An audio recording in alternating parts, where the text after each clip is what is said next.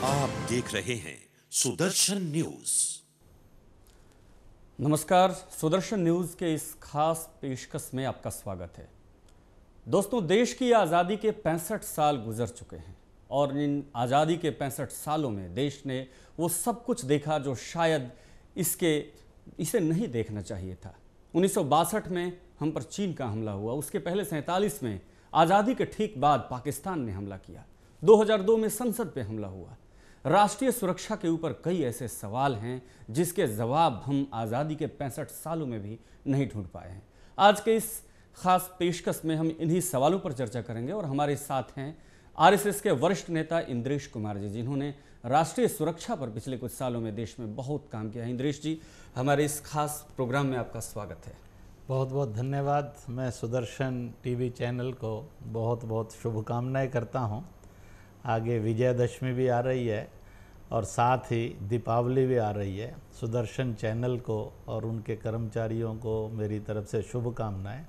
और विजयदशमी राष्ट्र की सुरक्षा से जुड़ा है, दीपावली राष्ट्र की खुशहाली से जुड़ा है, इसलिए आपके चैनल के द्वारा एक सुरक्षित और मजबूत राष्ट्र बने और एक खुशहाल राष्ट्र बने, इसके लिए शुभकामनाएं करता हूँ। चलिए, आपकी शुभकामनाएं पूरे देशवासियों को मिल गई।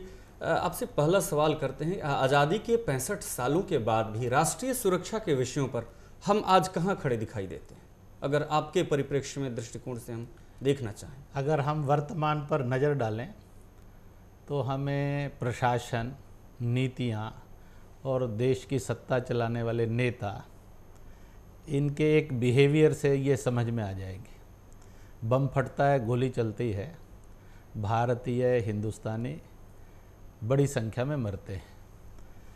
फौज का आदमी मरता है तो सरकार उसके परिवार को 5 लाख देती है। आम आदमी मरता है तो उसके परिवार को 1 लाख देती है।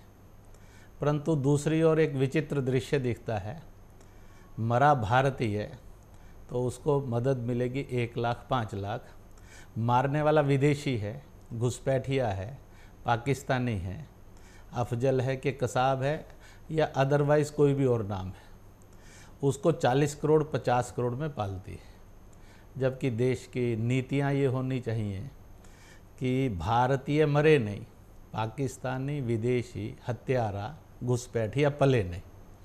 ये स्वाभाविक किसी भी सत्ता पर बैठे हुए नेताओं का और प्रशासनिक अधिकारियों का दायित्व होता है।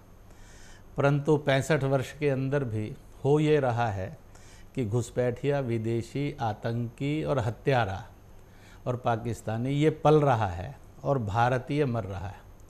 तो मुझे लगता है कि आज 65 वर्ष की अभी आज़ादी का दिवस मनाया है, तो कहीं ना कहीं देश को संपूर्णता में जाति, दल, पंथ, मजहब से ऊपर उठकर ऐसी नीतियाँ चाहिए, ऐसे उसके लिए नेता चाहिए और ऐसे उसके प्रशासनिक अधिकारी चाहिए जो भारतीय को मरने नहीं दें, पाकिस्तानी और विदेशी को पाले नहीं। ये तो आंतरिक सुरक्षा की हम बात कर रहे हैं। और दूसरी बात है कि जो हमारी सीमा है, आज़ादी के 65 वर्षों में लगातार हम पर एक तरह से कभी छद्म आक्रमण, कभी सीधा आक्रमण हुआ।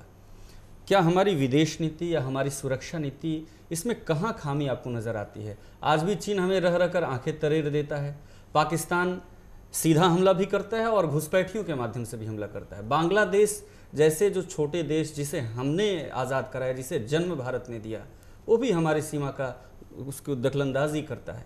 तो राष्ट्रीय सुरक्षा की इन विषयों पर सरकार मुस्तैदी नहीं दिखा पाती। आखिर कमियां कहाँ हैं?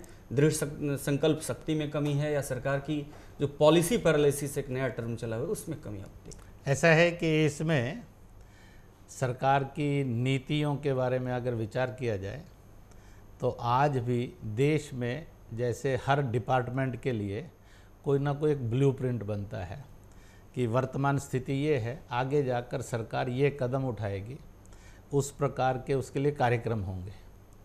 पर देश का दुर्भाग्य है, राष्ट्रीय सुरक्षा नीति के नाम पर अभी तक कोई भी ड्राफ्ट नहीं है कि इस देश की आंतरिक सुरक्षा को, इस देश की सीमांत सुरक्षा को और इस देश की बाह्य सुरक्षा को किस दिशा के अंदर, किन सिद्धांतों के आधार पर, किन कार्यक्रमों के आधार पर, किन चीज़ की योजनाएं करके सरकार सुनिश्चित करेगी कि राष्ट्र शक्तिशाली हो, और साथ में राष्ट्र सुरक्षित हो। इसलिए एक तो देश का दुर्भाग्य है कि नेशनल सिक्योरिटी पॉलिसी ड्राफ्ट आज भी उपलब्ध नहीं है। इस पर एक बहस होना और इसका एक ड्राफ्ट बनना, यह इसकी प्राथमिक आवश्यकता है, क्योंकि जब पॉलिसी कोई नहीं है तो फिर काम क्या होंगे, ये एक बड़ा गंभीर प्रश्न आज 65 वर्ष के बाद भी देश के सामने खड़ा है। दूसरी बात जो इसमें से दिखाई देती है कि सामान्य आदमी, गांव के अंदर के आदमी को अगर समझाना हो और बहुत विद्वान को भी समझाना हो, तो एक छोटा उदाहरण देता हूँ। जब खेत में फसल खड़ी हो जाती है तो किसान की चिंता होती है कि उसकी फसल को पशु चरे नहीं और मनुष्य काट कर ना ले जाए। या तो वो अपनी बाड़ मजबूत करता है या जागरूक होकर और सावधान होकर इनको दूर करता है। ऐसे ही भारत की भी एक चार दीवारी है जिसको भारत की सीमाएं कहते हैं। आज भारत की ज़मीन की सीमाएं 15,106 किलोमीटर हैं, समुद्र की सीमाएं 7,500 किलोमीटर हैं। पर अगर हम सीमाओं को देखेंगे तो एक विचित्र दृश्य दिखता है कि वहाँ से आतंकी का हथियार आना, फेक करेंसी आना, नशीले पदार्थ आना और अन्य प्रकार की तस्करी है। ऐसे लगता है कि चार दीवारी पर जितनी मजबूत नज़र चाहिए और चार दीवारी जितनी मजबूत चाहिए, वो ना होने के कारण एक बड़ा संकट खड़ा है। और इसलिए उस संकट के अंदर देश के राजनेताओं की मानसिकता, जो मातृभूमि से, भारत भूमि से प्यार करने वाली चाहिए, उसकी वजह ऐसे लगता है जैसे वो भूमि को एक टुकड़ा मात्र मानते हैं। पंडित नेहरू ने देश के स्वतंत्रता के बाद प्रधानमंत्री की पहली कमांड संभाली। उन्होंने अनेक अच्छे काम भी किए होंगे, परंतु मुझे आज भी आश्चर्य होता है, हम उस समय तो बालक थे, पर जब हम कभी पंडित नेहरू, चाचा नेहरू का स्कूल में दिन मनाते थे 14 नवंबर, पर जब हमें वहाँ अध्यापक ये कहता था कि उन्होंने 62 के हमले में के समय में कहा कि वहाँ तो घास का तिनका भी नहीं उगता, तो ये हमें लगा कि ये पंडित नेहरू का अप्रोच, सोच, ये तो भारत माता से प्यार करने वाला ना होकर भारत को केवल एक टुकड़ा मानने वाला हो गया। इसलिए एक बड़ा भूखंड चीन कब्जा करके बैठ गया। तो ऐसा लगा कि इसी तरह से पाकिस्तान ने भी कब्जा कर लिया। इसी तरह से विदेशी घुसपैठिए भी भारत की सीमाओं में आते चले गए। आज भी जिस बांग्लादेश के बारे में आपने चर्चा की जी, बड़ा समय चिन्ह प्रश्न है कि वहाँ स्वतंत्रता के बाद 2 करोड़ से अधिक हिंदू समाज था, और वह हिंदू अगर बांग्लादेश की 47 से लेकर एज ए पाकिस्तान फिर 71 में बांग्लादेश के रूप में जनसंख्या बढ़ी है, तो फिर जनसंख्या वहाँ सबकी, सब धर्मों की, सब जातियों की, सब भाषाओं वालों की बढ़नी चाहिए थी। बिल्कुल। परंतु इस्लाम मतावलंबियों की बढ़ गई और सनातन मतावलंबियों की घट गई। इसका अर्थ है कि वो जो घटी संख्या थी वो गई कहाँ? तो जैसे आज पाकिस्तान से रिफ्यूजी के रूप में हिंदू आता है, उसको कोई घुसपैठिया नहीं कहता, ऐसी बांग्लादेश से भी हिंदू रिफ्यूजी के रूप में आता चला गया और भारत में शरण लेकर रहने लगा।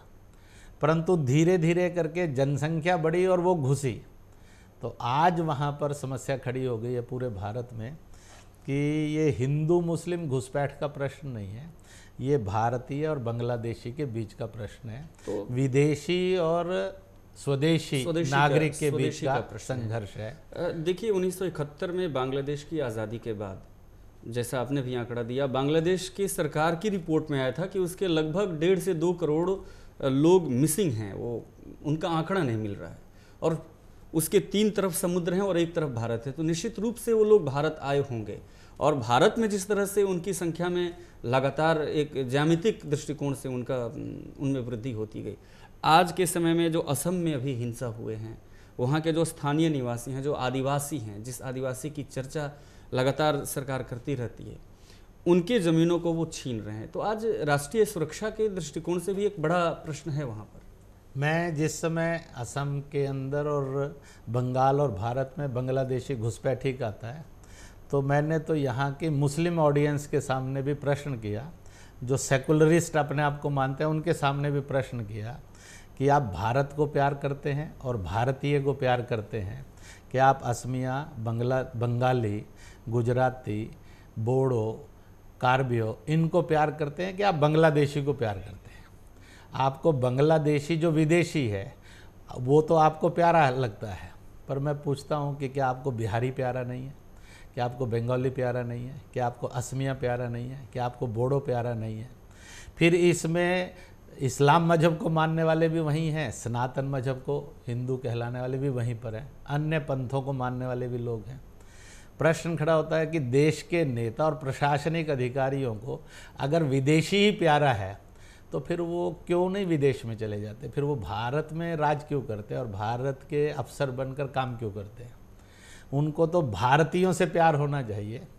प्रश्न खड़ा हो गया कि विदेशी आया और एक विदेशी बांग्लादेशी आया, उसने एक असमिया की, एक बंगाली की, एक बिहारी की, एक बोडो की ज़मीन पर कब्जा किया, एक कार्बिया की ज़मीन पर कब्जा किया।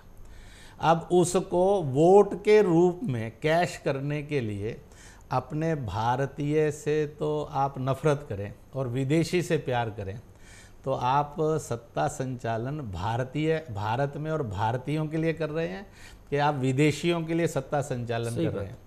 इसलिए प्रश्न जो इसको हिंदू मुस्लिम कहते हैं वो गलत बोलते हैं। अच्छा, ये प्रश्न है ही शुद्ध, और इसलिए 2.5 करोड़ जनसंख्या का वहाँ से आ जाना। समय समय पर भारत सरकार ने संसद में, प्रदेश सरकारों ने अपने अपने राज्यों में इस प्रश्न पर और उंगली उठाई है, इस विषय पर उंगली उठाई है। 1985 ईस्वी में राजीव गांधी और वहाँ के जो स्टूडेंट यूनियन असम का था उसके बीच में एक संधि भी हुई थी, और उस संधि के तहत ये था कि 1971 तक जो लोग भारत में हैं, बांग्ला भाषी लोग, वो भारत के नागरिक माने जाएंगे। उसके बाद जो लोग आए हैं उसे हम घुसपैठी मान करके उसे भारत से निकालेंगे। राजीव गांधी ने समझौता किया था, लेकिन इसके बाद की न कोई कांग्रेस सरकार इस पे अमल कर पाई और लगातार बढ़ावा देती गई। इसके पीछे आप क्या कारण देखते हैं?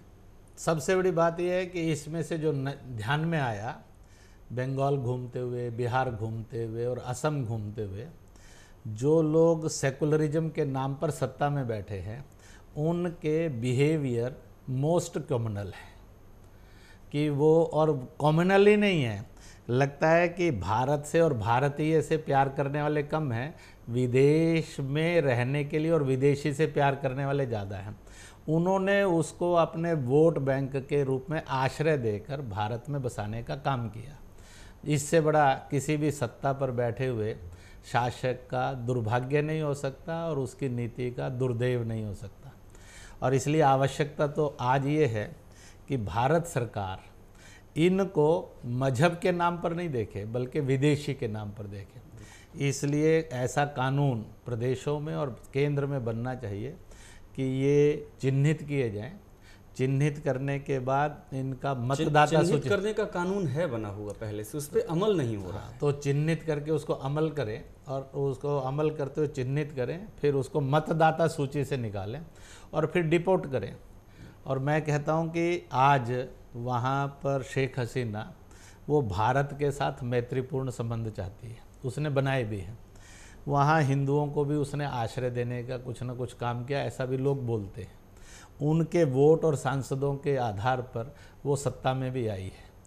तो इसलिए आज आवश्यकता है कि अगर उनको ये प्रॉब्लम है, पहले तो भारत सरकार ने राजनीतिक रूप से अपना प्रतिनिधिमंडल भेजकर बांग्लादेश की सत्ता से ये प्रश्न उठाना चाहिए कि आपका इतनी बड़ी संख्या में अवैध नागरिक भारत में आया है, और उन्होंने इसको स्वीकार करना चाहिए। चलिए, हम आपसे इस चर्चा को और जारी रखेंगे। इंद्रेश जी हमारे साथ लगातार बने हुए हैं और राष्ट्रीय सुरक्षा के मुद्दे पर कई और अहम सवाल इनसे हम पूछेंगे और उसका जवाब आप तक पहुंचाएंगे। फिलहाल लेते हैं एक छोटा सा ब्रेक।